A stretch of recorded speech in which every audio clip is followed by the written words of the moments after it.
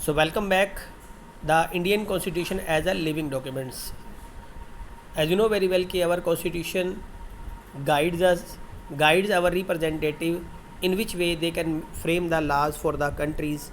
That is why it is also known as living documents. कि ये इसको एक living documents माना जाता है जो कि टाइमली गाइड करता रहता है हमारे रिप्रेजेंटेटिव्स को कि वो देश के लिए किस तरह की पॉलिसीज़ बनाई जाए.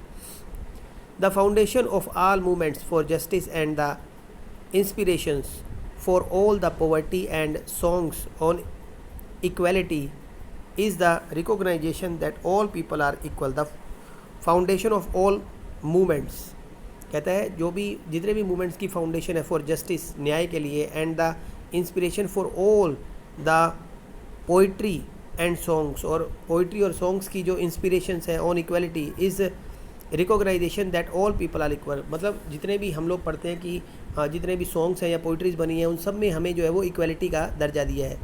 As you know the Indian constitution recognises the equality of all person. हमारा कॉन्स्टिट्यूशन भी सबको समानता का दर्जा देता है. Movements and struggle for equality in the Indian continuously refer to the Indian Constitution to make their point about equality and justice for the all. Movements and struggle मतलब आंदोलन है या संघर्ष जो है इक्वलिटी के लिए. The Indian continuously refer to the Indian constitution मतलब वो इंडियन कॉन्स्टिट्यूशन में कंटिन्यूसली ये रेफर है to make their points about equality and justice for all जो कि हमें हमारी इक्वलिटी और हमारी जस्टिस के साथ जुड़े हुए हमारे न्याय के साथ हमारी समानता के साथ जुड़े हुए हैं. द फिश वर्कर ऑफ तवा मत्स्य संघा hope that the provision of the constitution will become a reality through their participation in this movement. The fish worker of तवा मत्स्य संघा के लोग जो थे उनको ये उम्मीद थी या होप थी पूरी the provision of the constitution भी वो कॉन्स्टिट्यूशन का जो प्रोविजन है विल बिकम ए रियलिटी भी उनके लिए एक रियलिटी बनेगा through their participation in this movement अगर वो मिलकर ये मूवमेंट करते हैं तो. By constantly referring to the constitution as they use it as a living documents और इसी को रेफ़र करते हुए उन्होंने ये साबित भी किया कि हमारा जो कॉन्स्टिट्यूशन है वो एक लिविंग डॉक्यूमेंट्स है. That is something that has real meaning in our life जिसका कि हमारी लाइफ के साथ रियल मीनिंग है. In a democracy there are always communities and individual trying to expand the ideas of democracy and push for a greater recognition for equality on existing as well as new issues.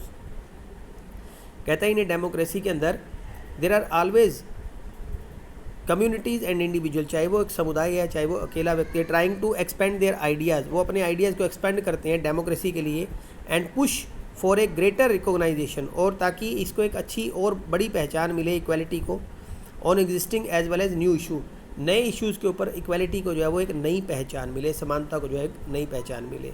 So that we can say that our constitution is a living documents. इसीलिए हम कहते हैं कि हमारा constitution जो है एक तरह से लिविंग डॉक्यूमेंट्स है. Issues of equality are central to democracy. कहते हैं ये जो इक्वलिटी के जो इशू हैं वो ऐसे इशू हैं जो कि हमारी डेमोक्रेसी के लिए सेंट्रली इशू है जो केंद्रित इशू है. In this book we have tried to highlight issues that pose a challenge to this idea of equality in a democracy. कहता है इन दिस बुक हम इस किताब के अंदर we have tried to highlight the issue हमने उन issues को हाईलाइट किया है दैट पोज ए चैलेंज जो कि हमारी इक्वलिटी हमारी डेमोक्रेसी में हमारी इक्वलिटी को जो है वो चैलेंज करते हैं. These as you have read जैसे कि आप पढ़ चुके हो include the privatization of health services in our country, the increasing control that business house exerts on the media, the low value given to the women and their work, and the low earning made by small farmers who grow cotton. कहता है आपने देखा there you have red can include the privatisation of health services in the country भी country के अंदर किस तरह से हेल्थ सर्विसेज जो है वो प्राइवेट की गई. The increasing control that business houses जो कंट्रोल बिजनेस हाउसेज का जो काम है उसका control exert on the media के ऊपर किस तरह से एग्जर्ट करता है. The low value given to the women की को लो वैल्यू देना एंड उनके काम को पूरा ना गिनना या उनकी वैल्यू कम आंकना. And the low earning made by small farmers और स्मॉल फार्मर के द्वारा अर्निंग जो है उनकी लो है हु ग्रो कॉटन, जो कि कॉटन ग्रो करते थे। These issue substantially affect poor and, कहता है ये ऐसे जो इश्यूज़ हैं वो वाकई में गरीब लोगों को अफेक्ट करते हैं, एंड मार्जिनलाइज कम्युनिटीज़, और जो कि हमारी मार्जिनलाइज कम्युनिटी है उनको अफेक्ट करते हैं, and therefore concern economic and social equality in the country, और जो कि हमारे इकोनॉमिक और सोशल इक्वलिटी से हमारे देश से जुड़े हुए हैं। This is the core of the struggle for equality in the democracy, कहता है this is the core of the struggle, कहता है इक्वलिटी के कोर ऑफ स्ट्रगल से हमारे लोकतंत्र के केंद्र में, मतलब this is the core of the struggle, यह स्ट्रगल का केंद्र है इक्वलिटी के लिए हमारी डेमोक्रेसी में।